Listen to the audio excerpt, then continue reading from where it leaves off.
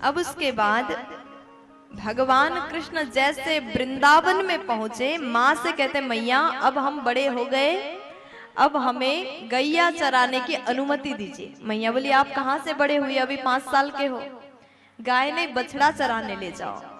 अब भगवान कृष्ण जी को माँ ने कहा बछड़ा चराने के लिए चले जाइए। तो अपने सखाओं के साथ में भगवान बछड़ा लेकर के गए और रोज रोज भगवान बछड़ा को चराते हैं। एक दिन भगवान ने सखाओं से कहा हम लोग रोज यही काम करते हैं, कल हम लोग वनभोज करेंगे। कंस ने उसी समय अघासुर नामक दैत्य को भेजा कृष्ण जी को मारने के लिए, और भगवान सखाओं के साथ वनभोज करेंगे और साथ में बछड़ा भी चराएंगे, इस भाव से गए थे। अब जैसे सखा के साथ में भगवान जंगल में प्रवेश करते हैं, अघासुर अपने मुख को खोल करके बैठा, मुख को खोल करके बैठा। सखाओं को लगा कि ये गुफा है, और जैसे भीतर प्रवेश किए भगवान को दिखाई दिया सब तो राक्षस के मुख में प्रवेश कर चुके, अब हम भी जाना चाहिए, अगर हम नहीं जाएंगे तो हमारे मित्रों को ये मार देगा। भगवान जैसे भीतर गए, अघासुर ने अपने मुख को बंद किया, भगवान ने अपने शरीर को बड़ा किया और अघासुर का गला फट गया, उसका उद्धार हो गया। बोलिए कृष्ण कन्हैया लाल की जय हो। तो आज भगवान ने अघासुर को मारा। बैठ करके सखा लोग वनभोज कर रहे थे। जैसे वनभोज करने लगे, थोड़ी देर बाद भगवान बोले कि एक सखा यहाँ पर दिख नहीं रहे। मधुमंगल नाम के सखा वहां नहीं थे, क्योंकि उनके घर से सुंदर पकवान बना के नहीं लाए थे, केवल मट्ठा लाए थे। उनको लगा कि सब कोई अपने अपने घर से सुंदर सुंदर बढ़िया भोजन बना के लाए, हम कैसे ये खट्टा सा मट्ठा उनको पिला दूं भगवान को। इसलिए मधुमंगल एक पेड़ के पीछे छुप करके, झाड़ियों के पीछे छुप करके उस मट्ठा को पान कर रहे थे। भगवान गए, मधुमंगल ने जल्दी से पिया और जैसे गाल से बहने लगा भगवान उसी को चाट लिए। ब्रह्मा जी ने देखा, उनको भ्रम हुआ, शंका हुआ, अगर ये भगवान होते तो ब्रजवासियों के जूठा थोड़ी खाते। तो ब्रह्मा जी को शक हुआ, बछड़ों को चोरी करके ले गए। थोड़ी देर बाद सखाओं को भी चुराया। भगवान को सब बात पता चला। भगवान उस दिन स्वयं बछड़ा बने, स्वयं सखा बने, स्वयं वस्त्र बने, स्वयं लाठी बने। सुखदेव जी बोले महाराज, यावत बत सपवत सकाल्प कवपुर यावत करांग्र्यार्दिकम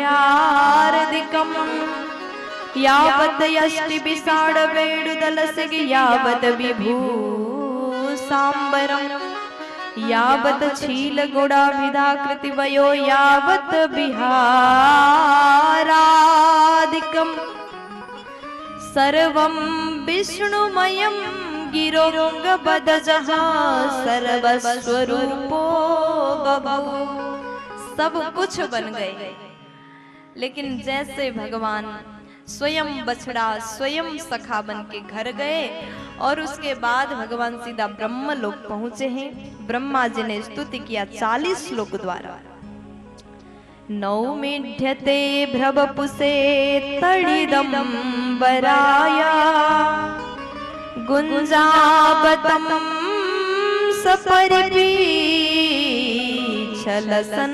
सपरिपीच्छलसन्मुखाय वन्यस्रजे कबल वित्र विषाड वेणु लक्ष्माश्रिये मृदुपदे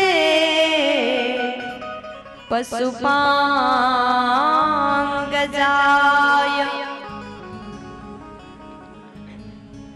आज भगवान कृष्ण जी का स्तुति ब्रह्मा जी ने किया। ब्रह्मा बन के भगवान ब्रह्मा के गद्दी में बैठे। ब्रह्मा जी ने 40 श्लोक द्वारा मनाया, लेकिन भगवान ब्रह्मा से खुश नहीं हुए, ब्रह्मा जी से रूठे हैं, क्योंकि ब्रह्मा जी आपके गलती से भक्त और भगवान का वियोग हुआ। आपने मेरे प्रिय भक्त का हरण किया और भक्त को हमसे दूर कर दिया, इसलिए हम आपको माफ करने वाले नहीं हैं। ब्रह्मा जी क्षमा मांगते रहे। इत्यभिष्टूय भूमानं त्रिहि परिक्रम्य पादयोः नत्वाभीष्टं जगद्धाता स्वधाम प्रत्यपद्यत। 3 परिक्रमा करके ब्रह्मा जी वहां से भाग जाते हैं, जल्दी से गए। राजा ने कहा सुखदेव जी से, प्रभु ब्रह्मा जी तो वेद के ज्ञाता है, उनको नहीं पता क्या कन्हैया का परिक्रमा कितने बार करना चाहिए? देखो, आप कभी भी देवी जी के मंदिर में जाइए तो परिक्रमा 1 बार, सूर्य नारायण भगवान के मंदिर जाइए तो परिक्रमा 7 बार, गणेश जी के मंदिर में जाइए तो परिक्रमा 3 बार करना चाहिए, लक्ष्मी नारायण भगवान, सीता राम, राधा कृष्ण जुगल जोड़ी के मंदिर में जाओगे तो परिक्रमा 4 बार करना चाहिए, और शंकर जी के मंदिर में आधा परिक्रमा करना चाहिए। लेकिन आज कन्हैया का 3 परिक्रमा, त्रिपरिक्रम्य पादयोः, 3 परिक्रमा करके ब्रह्मा जी भाग गए, चले गए। ऐसा क्यों किया? सुखदेव जी बोले वो इसलिए ऐसा किया क्योंकि इस समय ब्रह्मा जी डरे हुए हैं।